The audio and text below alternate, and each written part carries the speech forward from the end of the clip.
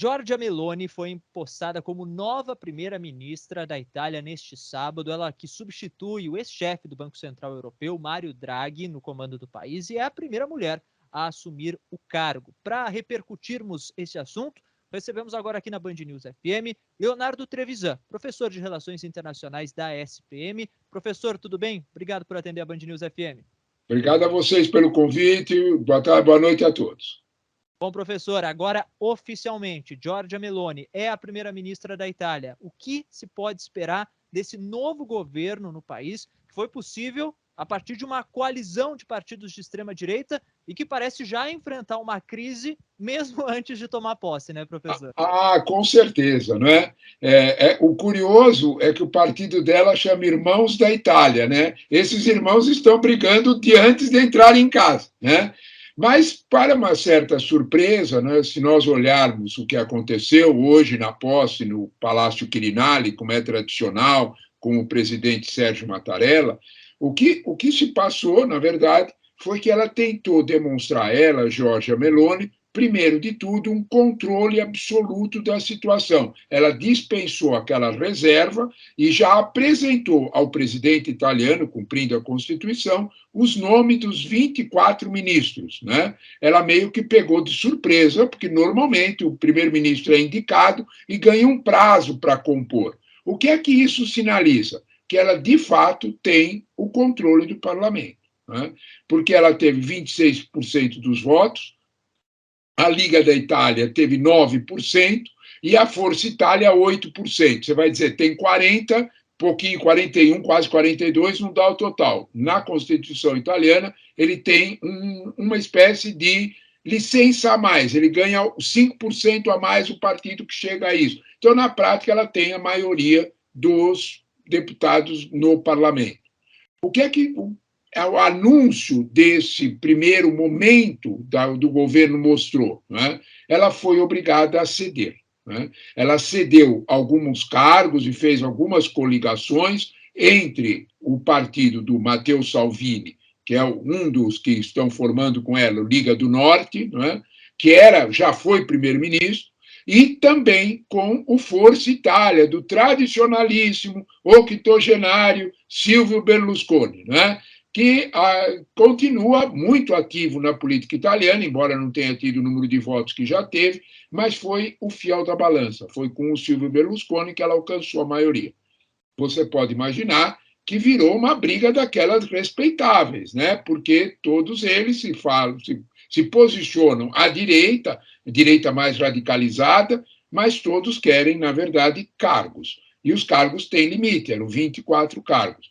O que mostrou que ficou mais evidenciado é que ela fez alguns compromissos. Por exemplo, vamos ser muito claros, os compromissos que ela fez com a União Europeia, ela entregou os postos chaves do governo para europeístas, né? Você vai me perguntar, professor, quer dizer então que ela tomou juízo? Não, não tem nada a ver com juízo, tem a ver com dinheiro, né? Grana, né? Porque a Europa, a União Europeia, a Comissão Europeia, vai entregar 209 bilhões de euros de um grande fundo pós-pandemia. A briga toda é quem é que fica com a maior parte desse dinheiro entre os três partidos. Eles chegaram a um acordo, de alguma forma, e esse acordo aparece na composição do governo. Podemos dizer, então, que pelo menos nesse primeiro trabalho de Giorgia Meloni, já oficialmente como primeira-ministra do país, ela conseguiu equilibrar bem as forças que rondam a política italiana. Sem dúvida nenhuma. Exatamente isso. Ela conseguiu, isso mesmo, Alessandro, ela conseguiu o equilíbrio possível. Na Itália, né, tudo é muito difícil, os governos caem com muita facilidade, né? Então, inclusive, há uma séria brincadeira hoje na Itália, em todos os jornais italianos, se Giorgia Meloni não é a cara da Liz Truss italiana, que vai durar pouco, né? Então, a brincadeira está feita. De alguma forma, né, ela fez, quando a gente olha esse ministério, entende melhor o equilíbrio, né? Ela convidou, claro, o ministro mais importante é o ministro da Economia. Pense você, com a inflação que tem na Itália, né? A Itália está com 9,2% de inflação anualizada, é bastante alta, algo que não se via há quase 40 anos, E o pior de tudo, né? O preço da energia. A inflação não vai parar. Para a gente ter uma ideia do que isso quer dizer, uma família italiana, entre janeiro e junho deste ano aqui, sofreu um aumento na conta de gás de 342%. Isso parece meio absurdo, né? 300% de aumento. Foi exatamente isso que aconteceu. Então, a inflação é muito forte. O ministro dela, que ela nomeou para ministro da Economia, né, Giancarlo Giorgetti, é, de alguma forma, alguém que já trabalhou com Mário Draghi, que é aquele ex-primeiro-ministro italiano, ex-presidente do Banco Central italiano, uma pessoa muito respeitada na Itália. Nesse contexto, esse ministro da Economia é um europeísta convicto, é alguém que apoia a União Europeia. A outra pasta, muito sensível, era quem é que ia lidar com a diplomacia, com a Ucrânia na história, com a União Europeia na história, gente de extrema-direita que não gosta da Europa, quem que ficaria com isso? Aí veio uma nomeação que agradou, acalmou a União Europeia. A nomeação de Antonio Tajani, que já foi presidente do Parlamento Europeu, portanto, um europeísta convicto. Essas duas nomeações acalmaram o ambiente, porém, né, ela fez nomeações que equilibraram o jogo. Ela nomeou para as reformas institucionais aquela que o Berlusconi queria na justiça, né? A Maria Elizabeth Casaretta. O Berlusconi queria essa mulher na justiça. O que ela fez? Pegou essa mulher que o Berlusconi tanto exigia, colocou nas reformas institucionais. Isso é a exigência básica da União Europeia, melhorar as reformas do sistema político italiano. Para a justiça, que o Berlusconi queria essa mulher, ela nomeou alguém que acalma o Berlusconi porque não gosta da Operação Mãos Limpas, era um inimigo feroz. Puxa vida, que xadrez político complicado. É isso mesmo, né? Então, é disso que ela fez. Agora, a nomeação que mais chamou atenção para os italianos foi quem ficou com a infraestrutura, com o Ministério da Infraestrutura. Aquela palavra que todos os brasileiros conhecem muito bem. Quem é que ficou com o ministério que faz obra, né? A gente já sabe o que vem atrás disso, né? Que é ver dinheiro, né? Porque obra quer dizer muita coisa, principalmente quando estão chegando 200 bilhões de euros, né? Quem foi nomeado para o Ministério da Infraestrutura foi Matteo Salvini, o grande chefe da Liga do Norte, o que talvez tenha sido o grande impulsionador do acordo. A Giorgia Meloni na primeiro-ministro e Matteo Salvini no Ministério de Infraestrutura. Por que disso? Porque quem ficar com a infraestrutura, evidentemente, vai ficar com os ganhos políticos desse dinheiro que vai chegar da União Europeia, que vai melhorar todas as estradas, os prédios públicos, vai fazer uma série de mudanças na estrutura italiana. Enfim, neste primeiro momento, ela se aproximou da Europa e fez nomeações cautelosas. 2 nomeações ela fez para o eleitor italiano. Não nos enganemos sobre isso. Ela nomeou isto tudo para a Europa e nomeou 2 para o eleitor italiano. Quem são? Primeiro de todos, para o Ministério do Interior, que é aquele que vai fechar as portas da imigração, foi a grande promessa dela, fechar a porta da imigração, e a outra promessa dela, que ela é contra o aborto.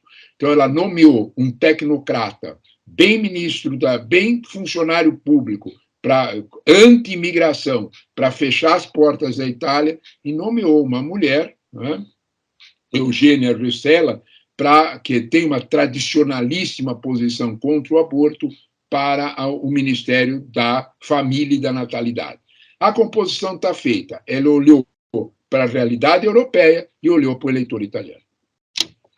Essa questão da imigração era sempre muito sensível quando a gente está falando da Itália, que é uma das portas principais de entrada do continente europeu. Parece que tem ficado um pouco em segundo plano, mas a guerra na Líbia não terminou, a guerra na Síria também não terminou, e todos os principais conflitos, na verdade, que geram refugiados, eles continuam existindo agora com a guerra na Ucrânia, que é mais um desses conflitos. A gente pode esperar do governo de Giorgia Meloni situações parecidas com o que foi o governo de Matteo Salvini, com aquele fechamento total, bloqueio dos portos italianos, muitas vezes com reclamações do restante da Europa, com barcos de outros países, bandeiras de outros países que precisavam fazer esse serviço de resgate de migrantes que estavam à beira da morte no mar Mediterrâneo? Você tocou no ponto central, Alessandro. Né? A promessa dela era fazer exatamente isso que você falou. Fechar as portas integralmente e colocar a Marinha Italiana como o grande bloqueio. Em outras palavras, eles não chegariam nem em águas italianas. Eles seriam largados no Mar Alto. Algo que chocou o mundo. Né? Era essa a promessa. Provavelmente, com a nomeação que ela fez, né, para o Ministério do Interior, com esse tecnocrata, Matteo Piantedosi, esse tecnocrata tem uma tradição, ele já foi ministro, ele foi chefe de gabinete do Salvini, ele tem uma tradição, ele não pertence a nenhum partido, é um funcionário público, mas é muito, tem todo livro, posições políticas, de não deixar chegar nenhum imigrante, principalmente os pobres imigrantes do norte da África. Aí é que está o problema. Os sírios, os afegãos, os próprios ucranianos, e ainda eles são brecados antes. De alguma forma, os pobres imigrantes do norte da África é aquela frase triste e dramática que, prevendo a situação, o Papa Francisco já se mencionou. Hoje, há 2 semanas atrás, quando ele falou isso, o Papa, hoje o Mediterrâneo é o maior cemitério a céu aberto do mundo. Não podia haver puxão de orelha mais claro. Mesmo assim, apesar disso, apesar desse alerta e desse pedido do Papa, ela nomeou, cumprindo aquilo que ela tinha prometido aos seus eleitores. Vamos ser justos. Ela teve 26% dos votos. Cumprindo isso que ela prometeu aos seus eleitores, ela, de fato, nomeou alguém que vai pôr uma grande barreira no Mediterrâneo. Nós não podemos esperar histórias muito bonitas, não, daqui para frente. As histórias serão bastante trágicas, porque a Marinha Italiana vai operar um processo de impedir que os barcos entrem em águas italianas. Em outras palavras, os barcos com os imigrantes vão ficar à deriva em alto mar. Vamos, né, acompanhar o que vai acontecer nos próximos capítulos desse triste episódio, principalmente como devem se portar outras autoridades internacionais, a própria comunidade europeia, vendo esse cenário se repetir na Itália, que, como a gente já comentou aqui, é uma das principais portas de entrada para imigrantes no continente europeu. Outro assunto, né, professor, que pode e com certeza vai servir como disputa entre a União Europeia e a Itália, ou seja, a Itália vai ser cobrada em relação a isso, é o posicionamento sobre a guerra na Ucrânia. Sim. A nova primeira-ministra italiana já deu indícios que ela é favorável a Kiev, é favorável à Ucrânia. Mas a gente falou sobre aquela coalizão, Silvio Berlusconi, ex-primeiro-ministro, homem de força na política italiana, que muito recentemente chamou a nova primeira-ministra de arrogante e, além disso, enviou um presente para o presidente da Rússia, Vladimir Putin, que causou muita polêmica. Afinal de contas, já dá para saber? A Itália vai estar de um lado, vai estar do outro, não vai estar em lado nenhum? Que confusão é essa? Essa confusão é bem italiana, né? Essa confusão, a gente pode dizer que a formação desse governo é como aquele tradicional filme, casamento à italiana ou divórcio à italiana, né? A confusão é certa, né? O que nós vamos assistir? O que dá para perceber desse momento? Ela fez concessões a Berlusconi, porém, protegeu o relacionamento com a Europa. Nós não podemos tirar do olho do fator essencial de como a Europa manteve a Itália na linha, 209 bilhões de euros. A Itália pensou 2 vezes, porque se nomeasse ou se atendesse à posição de Silvio Berlusconi, a Europa, a Comissão Europeia, negaria o empréstimo, negaria o recurso. É evidente que o recurso falou mais alto. É evidente que o próprio Berlusconi teve que guardar, em local bem guardado, aquelas 20 garrafas de vodka russa da melhor qualidade que ele recebeu de presente do senhor Vladimir Putin, né? Aliás, só essas 20 garrafas já atingem as sanções europeias, só as garrafas. Né? Então, portanto, de alguma forma, nós teremos aí um quadro muito curioso, né?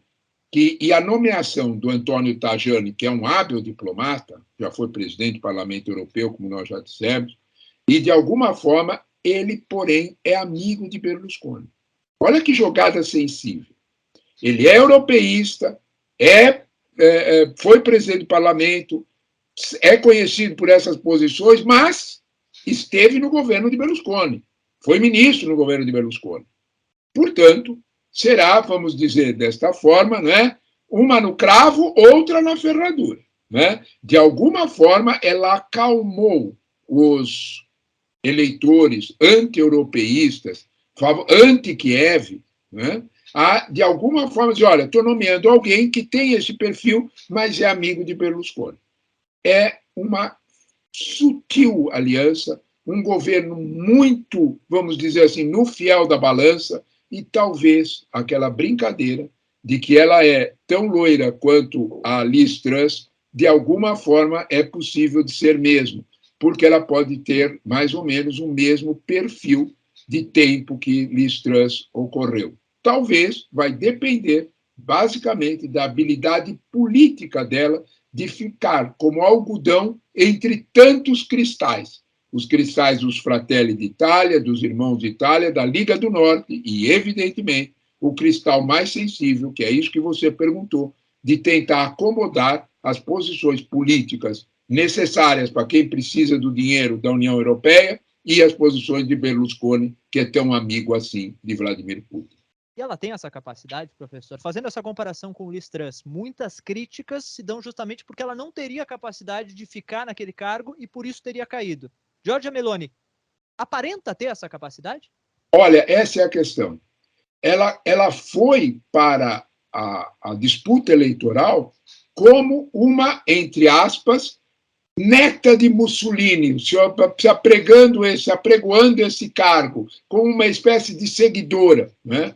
As nomeações no Parlamento Europeu para a chefia da Câmara dos Deputados e para a chefia do Senado são muito complicadas. Né? São de relações diretas com a imagem do movimento social italiano, partido neofascista, tudo isso. Né? Porém, nós não podemos negar que Giorgia Meloni revelou na composição do ministério alguma habilidade política. Uma coisa é compor o ministério, fazer as concessões. Outra é a operação do dia a dia da política. Foi exatamente aí que Liz Truss caiu. Né? Liz Truss montou um gabinete, como ela imaginava, fazendo as concessões para os conservadores, todos se sentiram representados no gabinete. Na operacionalidade do governo, durou 40 dias. É claro que Liz Truss fez, vamos dizer assim, um erro fundamental de querer ser Margaret Thatcher fora de hora. Né? Margaret Thatcher nos anos 80 é uma coisa, né? Margaret Thatcher em 2022, com a pandemia, com Ucrânia, com inflação, com petróleo a $120 é outra. Né? Então, de alguma forma, ela fez esse erro grave. Né? Porém, de alguma forma, a operacionalidade da política com a Giorgia Meloni nós temos que dar um tempo. Claro que podemos dizer que ela foi hábil, mas a operacionalidade da política é aquele célebre duas palavrinhas, a confirmar. Vamos ver como é que a coisa vai andar. Bom, vamos ver e já fica o convite aqui, professor. Qualquer novidade a gente volta a se falar, porque certamente a política italiana vai nos presentear com muitas novidades. Assunto não vai faltar, sem dúvida nenhuma. Conversamos com o Leonardo Trevisan, professor de Relações Internacionais da SPM, sobre o futuro político da Itália, agora com Giorgia Meloni empossada oficialmente como a nova primeira-ministra do país. Professor, muito obrigado e até um próximo contato. Muito obrigado a vocês pelo convite. Boa noite a todos.